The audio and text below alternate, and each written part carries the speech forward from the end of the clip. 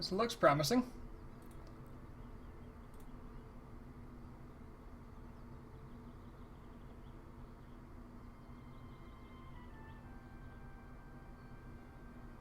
This looks pretty good. Can someone confirm for me that I'm not the only one? I assume I'm not, since I'm getting it from Twitch. The internet might cut out again. They've been doing this a lot lately. I assume they're doing maintenance on the lines, and they like to do it without warning, but it always tends to happen between 12 and 1. So, I guess I should start, like, just seeing this coming.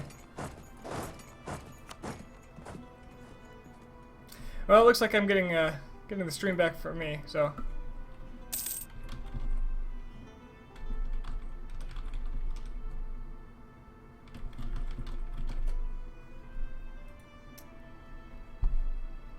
I feel like this game has a ridiculous amount of depth. How long does it take to have a rough grasp of it, assuming you're picking things up at an average rate?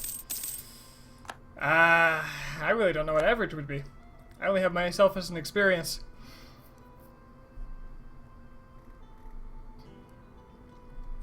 It really depends on how much fun you're having with it. Honestly, if you don't enjoy it, you won't pick it up very fast.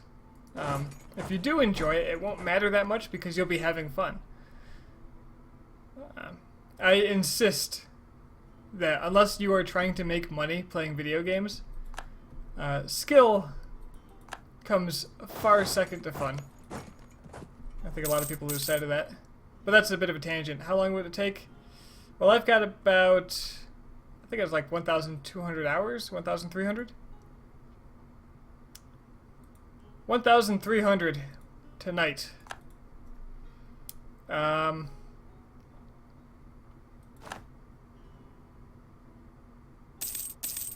And I don't know. I think there's a lot I can learn. It's not like I focused too hard on learning. You kind of pick things up as you go. And like a lot of you are doing, for better or worse, I like to watch skilled people who like to stream this, namely,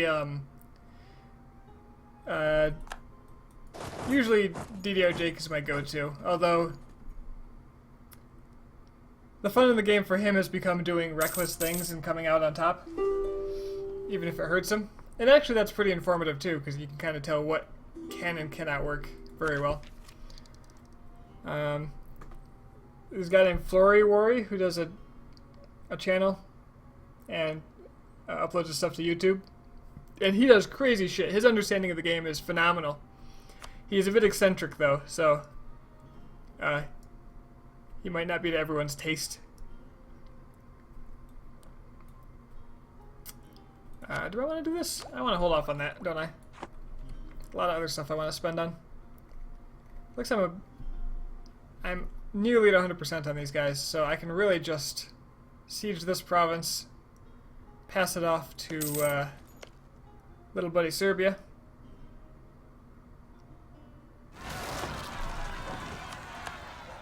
Yep, I was ready. Good rebel general, though.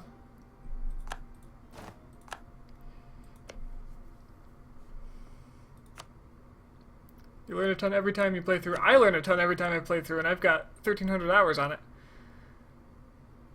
So that's definitely a thing. Like, what I've done here, I've never expanded this rapidly before in any game. Granted, I had a start as France, but going for Big Blue Blob really encouraged me to be aggressive outside of my comfort zone when I wasn't very strong, or relatively speaking. So, I don't know. Doing what I'm doing is I just achievement hunt. It's pretty much what I do. Anytime I'm streaming, and whenever I play this game I'm streaming, I'm hunting for achievements. I think that helps me push my boundaries and try new things all the time. I also am the kind of person who loves to sit down and plan. Even if the plan doesn't go well, I like to learn why the plan didn't go well. And it's like playing chess. You want to think a couple steps ahead and explore. Oh, Venice is getting annihilated.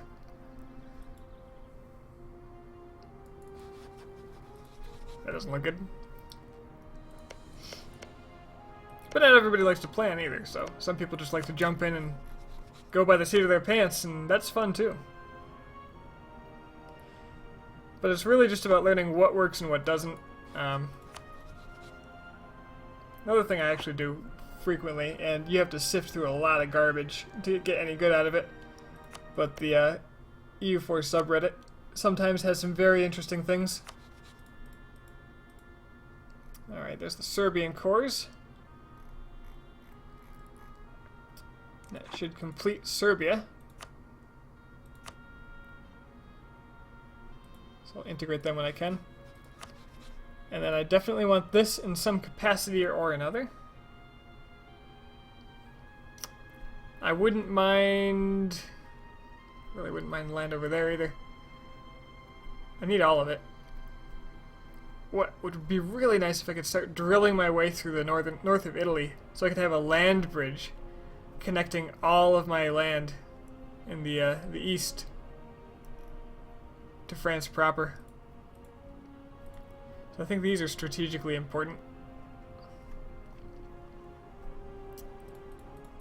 Like, this would be nice, but the aggressive expansion's, yeah, it's probably a little high.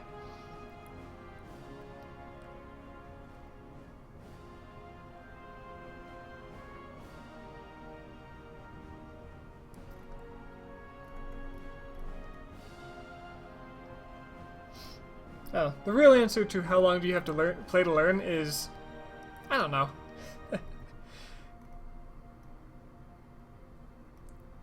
Have fun and analyze what's happening. You'll eventually learn. There's so many things you can try in this game that you can really, wow, look at that. You can really, there's something for everyone. Just gotta work your way up to it.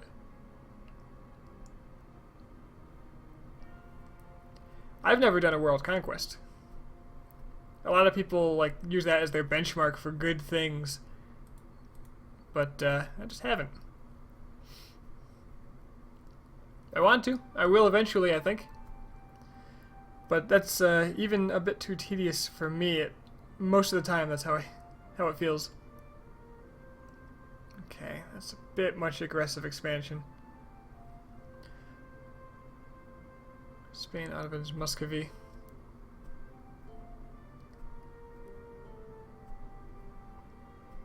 How the heck did Hungary have no allies? Ah! Hungary had no allies because their only ally was Austria, and Austria was fully sieged in a war that Hungary already pieced out of. So, Austria didn't feel especially inclined to help them. Their other ally, the Papal State, I broke their alliance with them when I attacked Brittany. Brittany? Brittany. Brittany, home of the Bretons. How long do you have to play to understand enough to have fun? Well, if you don't get too frustrated with having your attempts fail, it's not a problem at all. It depends on how much patience you have. Like, when I get into a new game like this, I jump in and I get wrecked. The first game I ever played, I actually started as France. Because I was thinking, oh, I want to be strong so I can have some tolerance for screwing up. This is back when France had tons of vassals at the start, and it was a kind of a weaker mess. But I got into wars with Burgundy. Burgundy ate like a third of me. And I was like, okay, that's not going well. And then Burgundian succession happened. I got it all back. It was very confusing. I quit that game around then because it didn't feel quite right. But then I got to play with the colonial mechanics when I was doing that, and I got a feel for that. I used colonial nations as a crutch for a little while. And then eventually I felt like I wanted a challenge, and I hit the random nation button. I got La Na. And it doesn't exist here anymore. But with La Na, I slowly, by the end of the game, I just had this area. Which, by my standards now, is extremely unimpressive, but, you know, I ended up with a pretty big empire, I felt, and I was very happy with it, so.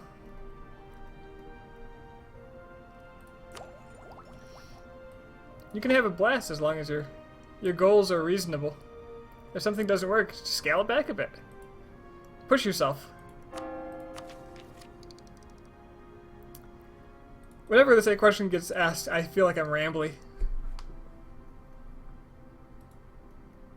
YouTube tutorials, yep. I highly recommend. The thing about this game is that the mechanics get updated frequently enough that the really old tutorials don't really apply anymore. The game has changed so much in the 3 years I've played it. It's a totally different game, honestly. I mean, basics are the same, but the specific mechanics and how you can abuse them and manipulate them are different. I don't know. The real question is, what am I going to do with this peace deal? When you actually risk doing Iron Man, I can have fun. Yeah. Iron Man is, it's great for... Like, even when I didn't play Iron Man, I played like it was Iron Man. I accepted whatever happened to me, so the switch to Iron Man was seamless for me. Except for the autosaves at the time. That was a little disruptive. But, you can... If you accept your defeats and figure out why they were defeats, then you can eventually get yourself to a position where you can manipulate the situation in your favor most of the time. That's how I think. I'm really tempted to take this, but I think it will be a coalition. Actually, it will immediately be a coalition unless I attack Spain and Tver, and even then it might be. Bare minimum, bare minimum? I don't think there's a bare minimum. Jump in, try stuff. There's a wiki that has a lot of info on it. If you don't understand something, go look it up. It helps me that I have 2 monitors, so I can use the other monitor to look at the wiki. But Paradox games always feel like a foreign language, to use your choice of words, to me.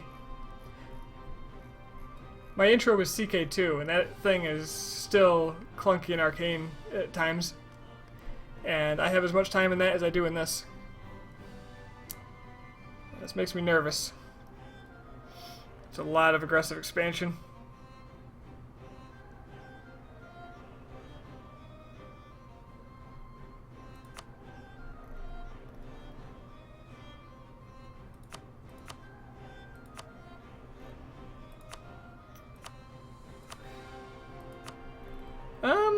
I could just take a little less land and take more money, I suppose.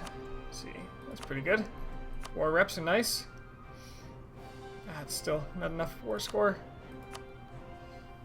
Can you sit on it till next year and drop Austria out? Oh, is that close? Austria would be at 56. I might be able to just take some land off of the deal and therefore drop Austria out. Okay, if I want Poland to stay with me here, I'm probably going to want to drop this one. So let's do that. Let's drop this and see where they're at. Austria, 51. Okay. Ragusa, 52.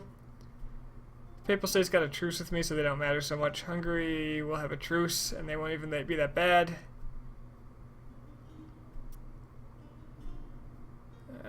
Muscovy, Spain, Ottomans, Tver, they're not so bad. Ottomans are a little preoccupied, so they won't matter much. Spain I can attack now. Spain will start a coalition if they can start a coalition. So Spain should probably... Oh, they're allied with Ferrara? God damn it.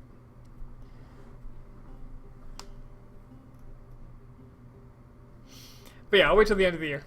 Let's see where we're at.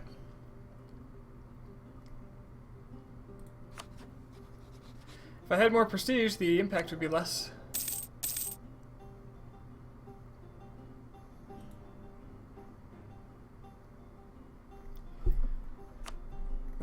Increasing relations with people, also a very good idea for avoiding coalitions.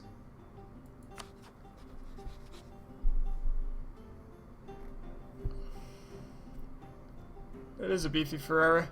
What's the threshold that triggers coalition? 50 aggressive expansion. So, Austria currently has 21 aggressive expansion against me. It decays by 2.5 a year. This peace deal that I want is going to add In this tooltip you can see the breakdown. This just shows you the ones that will join a coalition, so the ones you might want to be concerned about, but it does add aggressive expansion to everyone else too, at different rates, depending on common cultures and religions of the target you're taking from. So this would add 30 more to Austria, bringing them to 51, which would put them in range. So by waiting till the end of the year, on January 1st, they'll lose 2.5 and go out of range. So I guess I don't need to actually butter up Austria, because it won't matter. Now, other people. So what I'm doing is I'm raising relations with people that I think might be an issue. Even Ragusa might drop out of it after the year. The Pope would be an issue, but yeah, if his relations for me were positive, like if I improved relations with him for 100 points, he'd be at math late at night. He'd be at 74. As long as it's positive, he won't join the coalition, but once he's in, he's really kind of tricky to get out.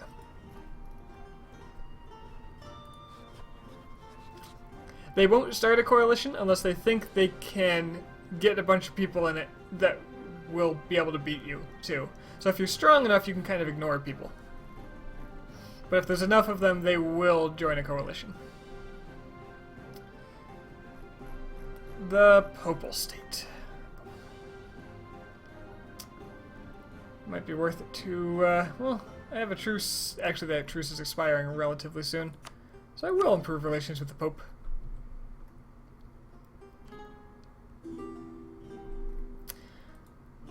And then I'm going to move my troops out of here while I have open borders with people. And get them to places where A, there's going to be rebellions, and B, I'm in position to fight the Spanish. Because even if they have a Ferraran alliance, I can use that to break up Ferrara with everybody.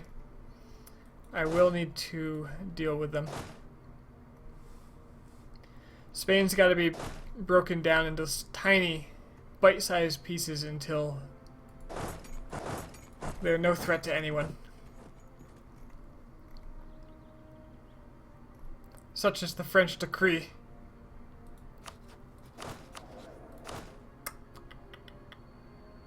I could probably make another stack too. Yeah, these 3 stacks I'll move over. I thought I had one more. Do I only have 4 total? In that case, what is the Spanish army? Spanish army size is 40,000. I left them with a lot of rebels last time, so they probably never quite recovered.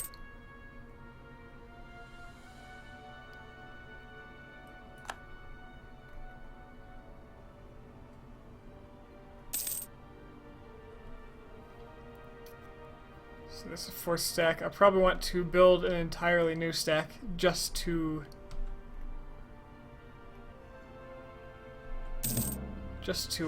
rebel stomp around here. Probably another 30,000er. Oh, I lost my claim on Ver. I want that though.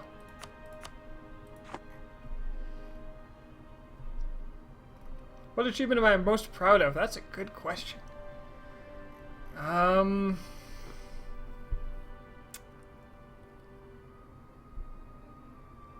Making me be all self-reflective over here. I think the rarest achievement I have is Ceylon, which I did by like 1700. But the one I was most proud of, and this may be because I played really poorly and still came through, was my Mongolia campaign. And this is before Tengri got it. Tengri or Hordes got the current mechanics. So Tengri, you could not... So Mongolia did not start as Tengri. And the only way to change to Tengri was to break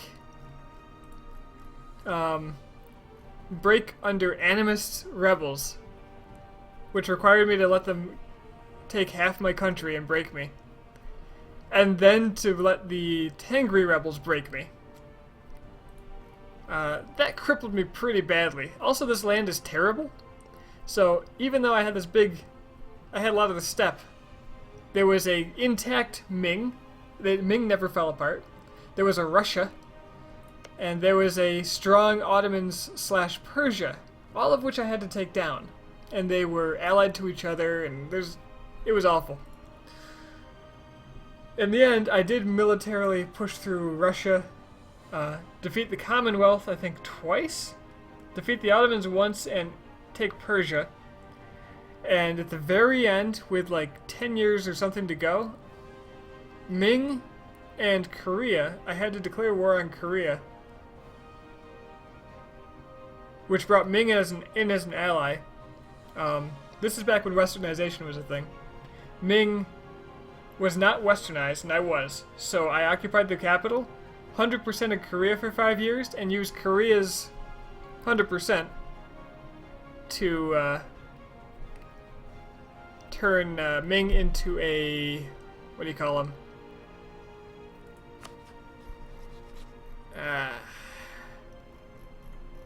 It's getting too late. Into a protectorate, which counted as me having that land. And that finished the,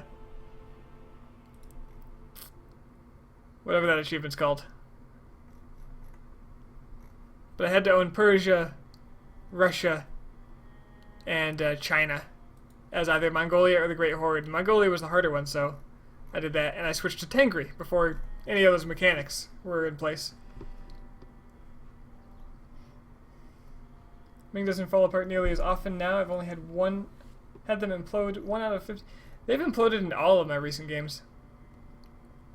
So, I don't know. Your results may vary.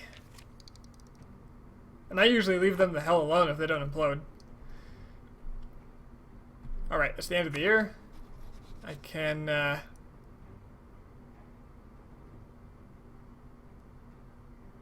bring my guy back from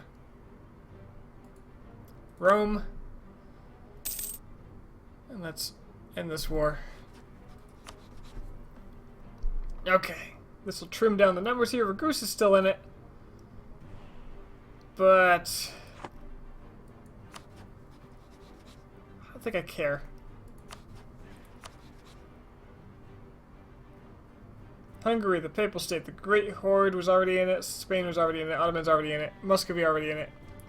Those guys are fine. Yeah, nobody knew except for Ragusa. And Hungary, but the Hungarians will lose that by the time I get a truce with them again. And I get a big chunk of the Balkans. Delicious. And I've got another 10% here. Could annul an alliance. Yeah. Screw the Austrians. Well, if I don't keep them with the Austrians, the Polish might attack them and take stuff. But do I care? No, I don't. Unless they take this. Well, I have to take this from Poland eventually anyway, that's fine. Weaken them. And in turn weaken Austria. That's important. Ming are world power #1 in your current game at 1700. It certainly happens. Absolutely. Alright.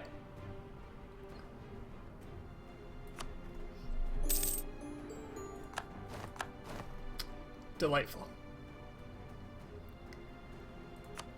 I believe that is a completed Serbia.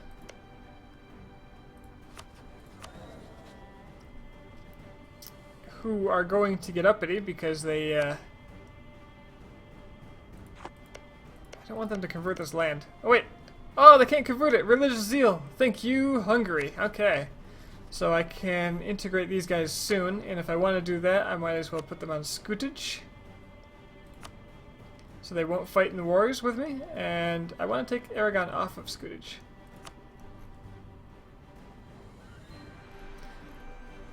But that is going to give them 25 additional Liberty Desire. But I want these armies to fight for me in Spain. Yeah, I'm willing to spend the prestige on that. Prestige is now my currency. What causes religious zeal modifier? When you convert a province, let's see which one I recently converted. Yaroslavl. When you convert a province, it gets religious zeal for 30 years, which makes it nearly impossible to convert to something else. This is to prevent people from taking land and just flipping the religion all over the place, which I think is just for exploits. Although I did use an exploit to get 100% mercantilism before you could buy it, in which I let the Russian lands as Poland rebel in religious zealots, which, when they take the land, will flip it and remove the zeal modifier, so I could convert it back for papal points. That still works. I wouldn't recommend it though. That's tedious as hell. It was a neat gimmick, but would not recommend. Alright, I need to pass out land or convert land.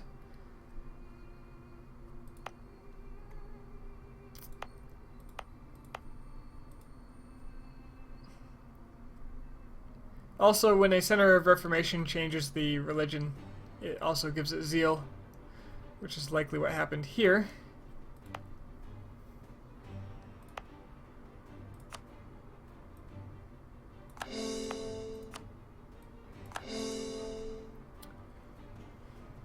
Do I pass these off to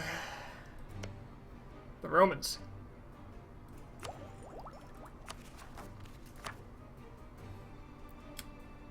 I think the answer is no, because I want to stop them from thinking they're super strong, which means making myself stronger. I will, however, give these a ton of autonomy, because I just don't want to babysit them.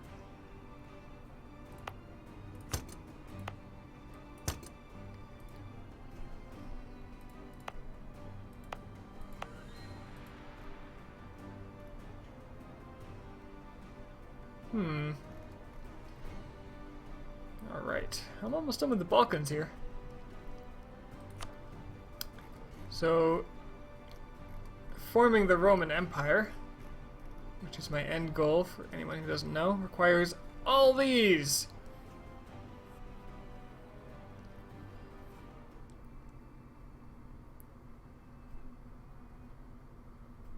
So 133 of them, which means this list is not complete. It's probably more easily seen with a decision. And I don't know if the decision shows up before you own Rome.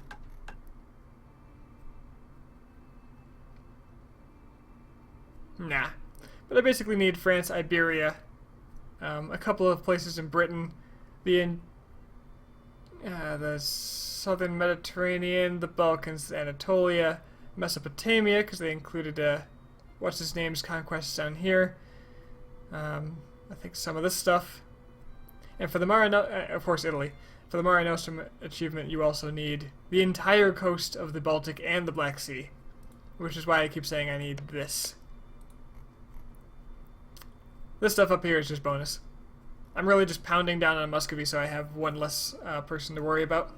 And to surround Lithuania so they can't keep getting bigger. Because I will have to fight them eventually for this land. But that can be really one of my final wars. I don't care all that much. But Spain's got to go. Spain has got to go. Serbia's got to get integrated. You ended up with too much AU and killing Italy. Yeah, that's kind of why I'm not going after Italy right now. It's going to be intense. The development's so high, and all the Italians will get real pissed at you. And they're all Catholic. They're all Italian. It's just a mess. Wonder if we still have access here. Or if this is gonna... Yeah.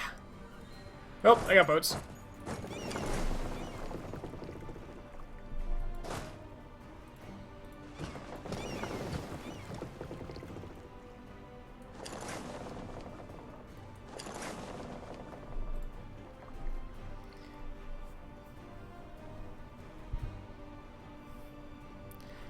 Yep, you've got to just... When dealing with aggressive expansion, just pay attention to what you can and cannot deal with, and don't push it. I've already dealt with 3 coalitions in this game. 3 coalition wars, and 2 of them were very costly. Although one, I kind of got the easy out, and the Burgundian succession happened, and I just got free land, and the coalition dissolved because the main proponent was dead.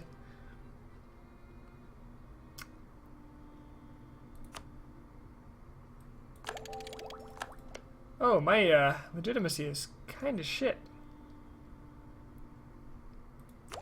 Must have just been this guy. It's questionable parentage, perhaps?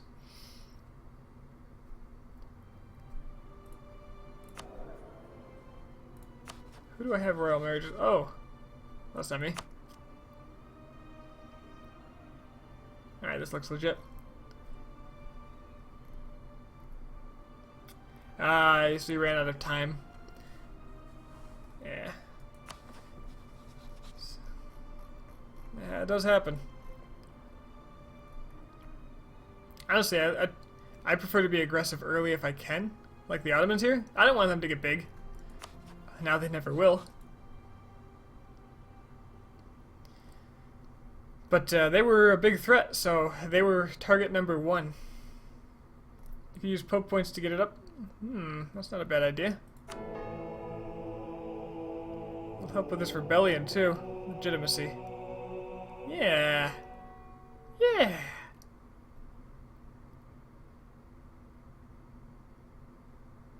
Sure, why not? It's the lowest my Pope points have been in ages. I should improve their opinion of me. Especially since they would coalition me quite happily. Seems that Tver is blocking my... Yeah, they're counter-espionaging me, so I guess I won't be doing that with them. So improve relations with the Pope.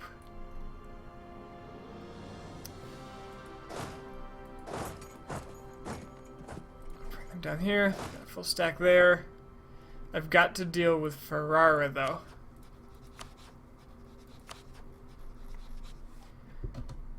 Let me just see what my situation here is. I'm not going to start this war because it is getting late.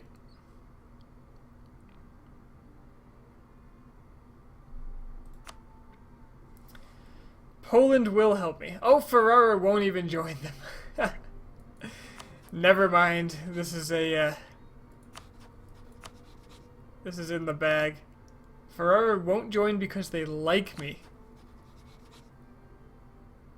Because I improved relations with them? I don't even remember doing that, but apparently it was recent. No, they improved relations with me. Wait. Yeah, they improved relations with me. They want to be my friend. They actually don't like me. But they want to be my friend. Even though they want my land. Wow, that's actually unusual. Usually that makes them just despise you. But they want me as an ally so badly, and with good reason. They're willing to betray Spain. Actually, it's at 35 and 35, so I'm not sure if they would. There's one way to find out.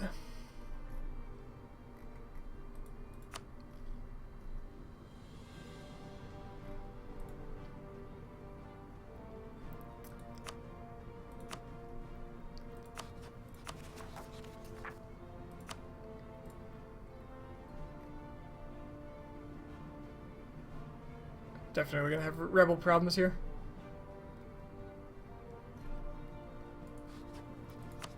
There's one way to find out. The nice thing about feeding vassals like this, really low aggressive expansion, for those of you who have trouble with aggressive expansion. You just use people who have cores already. So I took Aragon because they have cores on like all of this. And I plan to do the same with Naples. That's why I have Byzantium, that's why I have Serbia. That's why, well, Trebizond didn't serve a purpose at all. That's why I had Bosnia. Trebizond was a diplomatic vassalization that allowed me to convert the land indirectly. So this is all Catholic without me having to touch it. I certainly don't need another fort here. Why have I kept this? What? What did I just do?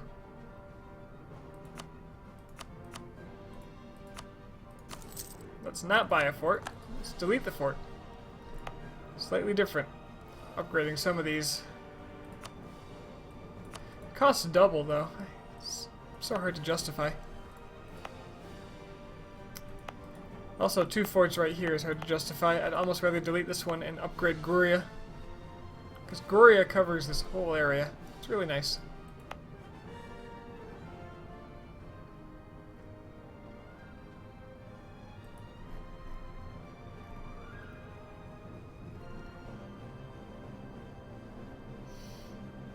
Muscovy's desperately colonizing its way into Siberia for safety. I'm really surprised Chagatai hasn't just eaten this. But they can be the last vestige of the Orthodox faith if they really want.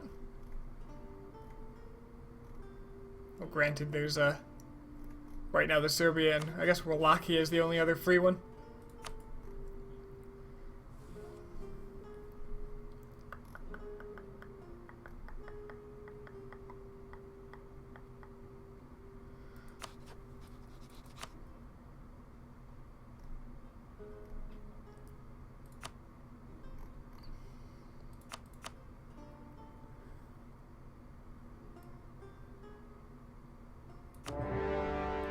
I just want to make sure that Ferrara won't actually join.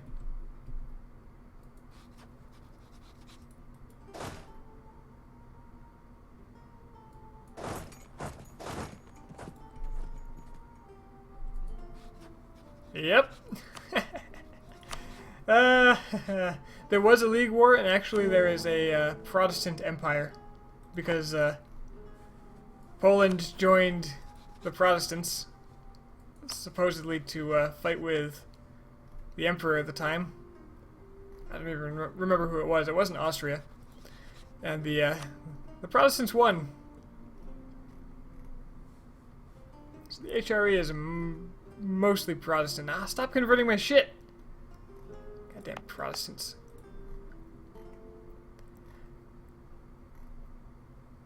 I need to attack Switzerland specifically to break this.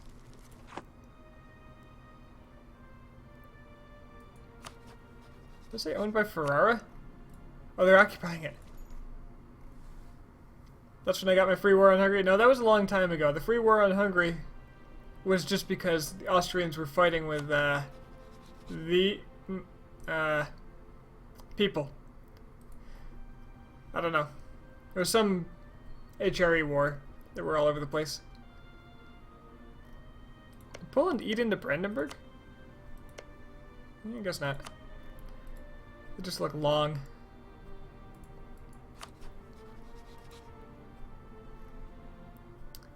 Alright, well, that's it for me today. I come back. Probably won't do it tomorrow, just so I can do stuff with my other friends. Because I feel like that's a thing that should be done. What do we got here? Oh, my ships happen to be in this spot. Not bad. But yeah, I think this is going fairly well. 1624. I've got to start the campaigns in the south pretty soon, though. Which means Mamluks. After the next Ottoman War, I'm going to break it off with the Mamluks. They've stuck with me for so long, it's really impressive. Alright guys. Thanks for keeping me company and have a good night.